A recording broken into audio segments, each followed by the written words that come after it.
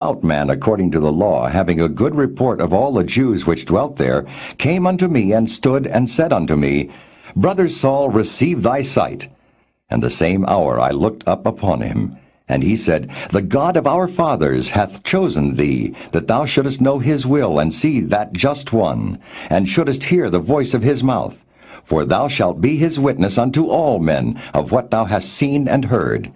And now why tarriest thou? Arise and be baptized, and wash away thy sins, calling on the name of the Lord. And it came to pass that when I was come again to Jerusalem, even while I prayed in the temple, I was in a trance, and saw him saying unto me, Make haste, and get thee quickly out of Jerusalem, for they will not receive thy testimony concerning me.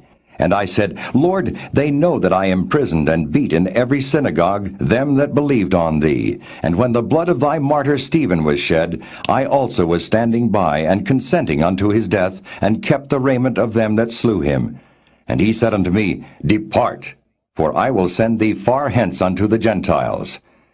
And they gave him audience unto this word, and then lifted up their voices, and said, Away with such a fellow from the earth, for it is not fit that he should live. And as they cried out and cast off their clothes and threw dust into the air, the chief captain commanded him to be brought into the castle, and bade that he should be examined by scourging, that he might know wherefore they cried so against him. And as they bound him with thongs, Paul said unto the centurion that stood by, Is it lawful for you to scourge a man that is a Roman and uncondemned? When the centurion heard that, he went and told the chief captain, saying, Take heed what thou doest, for this man is a Roman. Then the chief captain came and said unto him, Tell me, art thou a Roman? He said, Yea. And the chief captain answered, With a great sum obtained I this freedom. And Paul said, But I was free-born. Then straightway they departed from him which should have examined him, and the chief captain also was afraid, after he knew that he was a Roman, and because he had bound him. On the morrow, because he would have known the certainty wherefore he was accused of the Jews, he loosed him from his bands, and commanded the chief priests and all their council to appear, and brought Paul down, and set him before them.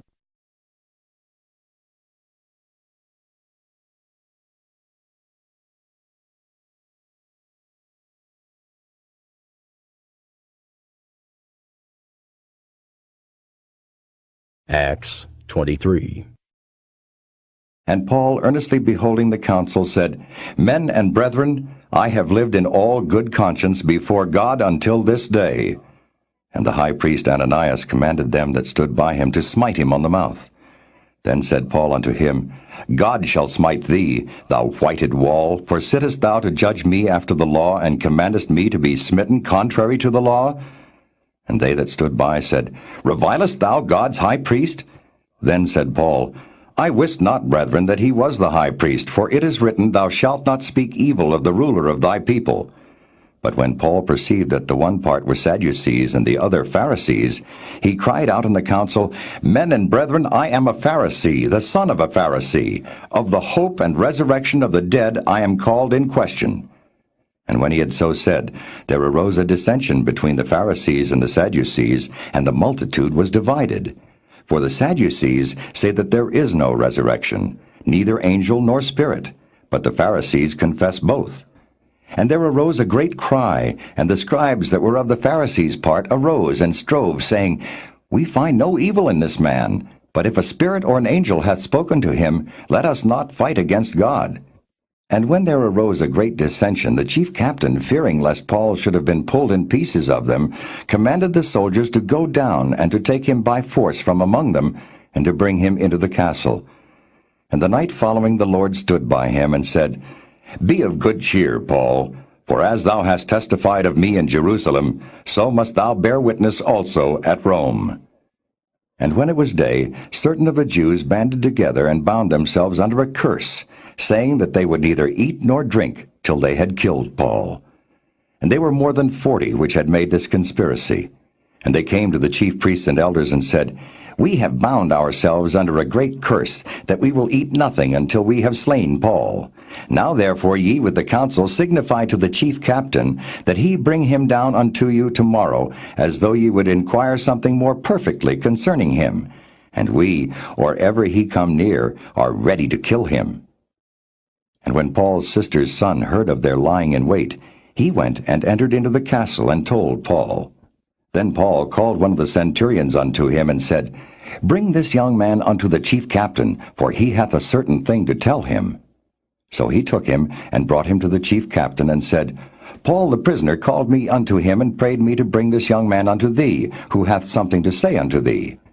Then the chief captain took him by the hand, and went with him aside privately, and asked him, What is that thou hast to tell me?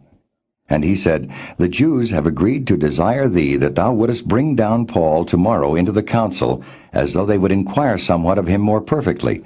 But do not thou yield unto them, for there lie in wait for him of them more than 40 men, which have bound themselves with an oath, that they will neither eat nor drink till they have killed him. And now are they ready, looking for a promise from thee. So the chief captain then let the young man depart, and charged him, See thou tell no man that thou hast showed these things to me. And he called unto him 2 centurions, saying, Make ready 200 soldiers to go to Caesarea, and horsemen 60, and spearmen 200 at the 3rd hour of the night, and provide them beasts that they may set Paul on, and bring him safe unto Felix the governor. And he wrote a letter after this manner. Claudius Lysias unto the most excellent governor Felix sendeth greeting. This man was taken of the Jews, and should have been killed of them. Then came I with an army, and rescued him, having understood that he was a Roman. And when I would have known the cause wherefore they accused him, I brought him forth into their council, whom I perceived to be accused of questions of their law, but to have nothing laid to his charge worthy of death or of bonds. And when it was told me how that the Jews laid wait for the man, I sent straightway to thee, and gave commandment to his accusers also, to say before thee what they had against him. Farewell. Then the soldiers, as it was commanded them, took Paul, and brought him by night to Antipatris. On the morrow they left the horsemen to go with him, and returned to the castle, who, when they came to Caesarea, and delivered the epistle to the governor, presented Paul also before him. And when the governor had read the letter, he asked of what province he was. And when he understood that he was of Cilicia, I will hear thee, said he, when thine accusers are also come. And he commanded him to be kept in Herod's judgment hall.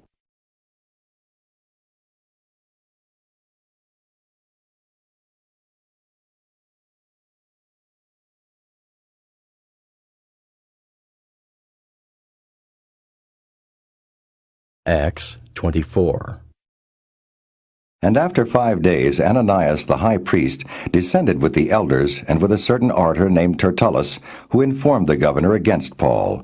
And when he was called forth, Tertullus began to accuse him, saying, Seeing that by thee we enjoy great quietness, and that very worthy deeds are done unto this nation by thy providence, we accept it always and in all places, most noble Felix, with all thankfulness. Notwithstanding that I be not further tedious unto thee, I pray thee that thou wouldest hear us of thy clemency a few words.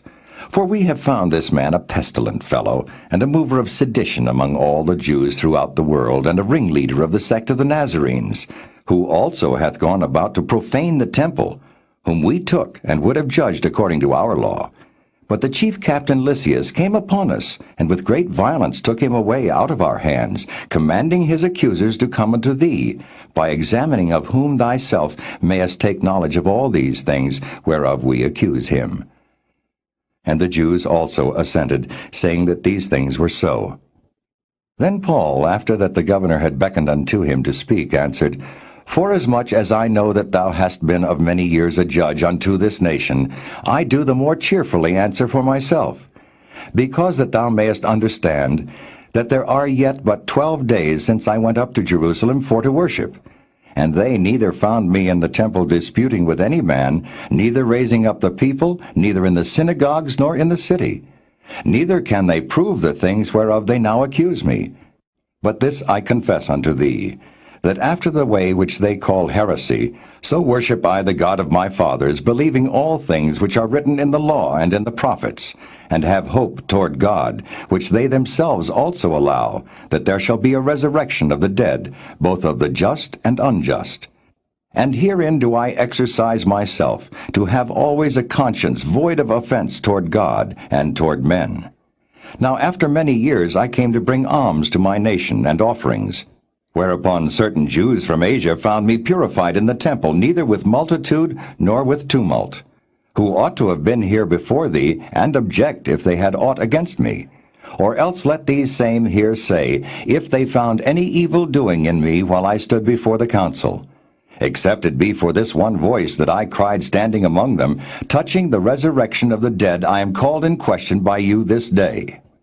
And when Felix heard these things, having more perfect knowledge of that way, he deferred them, and said, When Lysias, the chief captain, shall come down, I will know the uttermost of your matter. And he commanded a centurion to keep Paul, and to let him have liberty, and that he should forbid none of his acquaintance to minister or come unto him.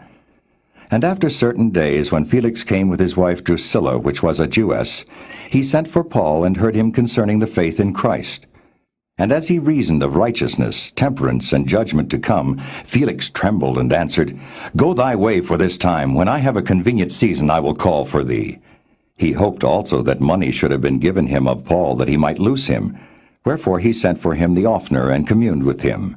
But after 2 years Porcius Festus came into Felix's room, and Felix, willing to show the Jews a pleasure, left Paul bound.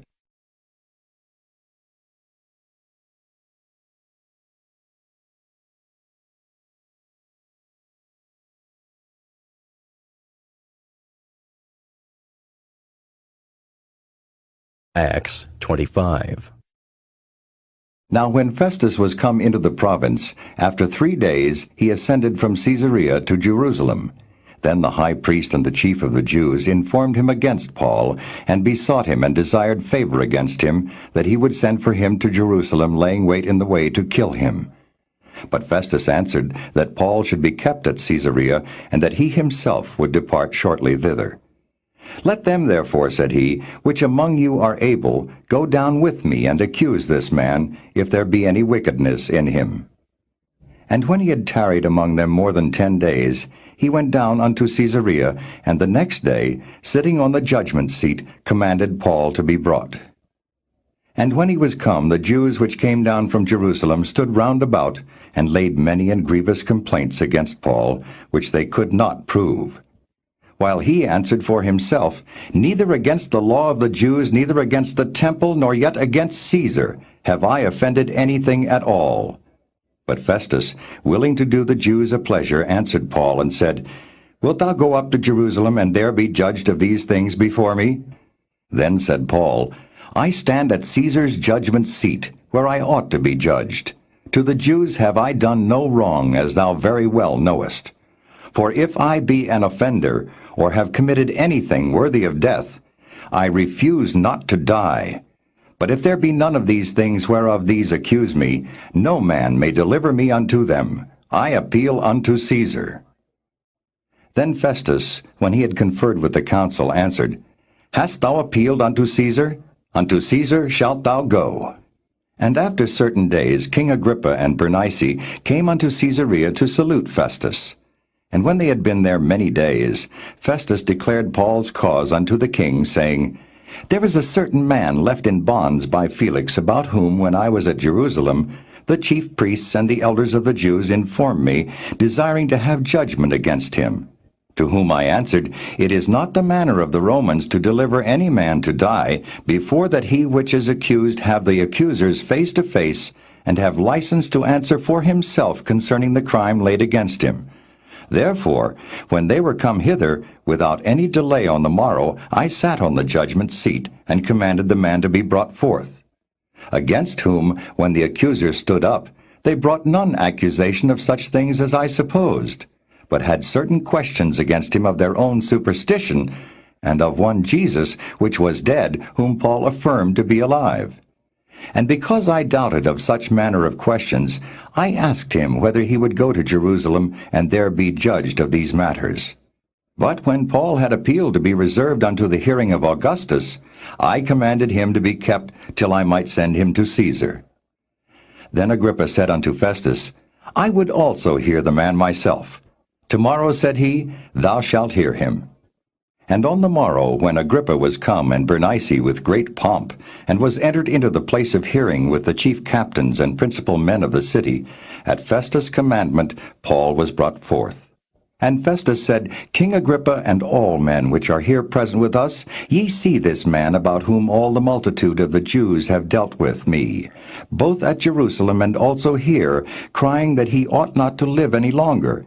But when I found that he had committed nothing worthy of death, and that he himself hath appealed to Augustus, I have determined to send him, of whom I have no certain thing to write unto my Lord.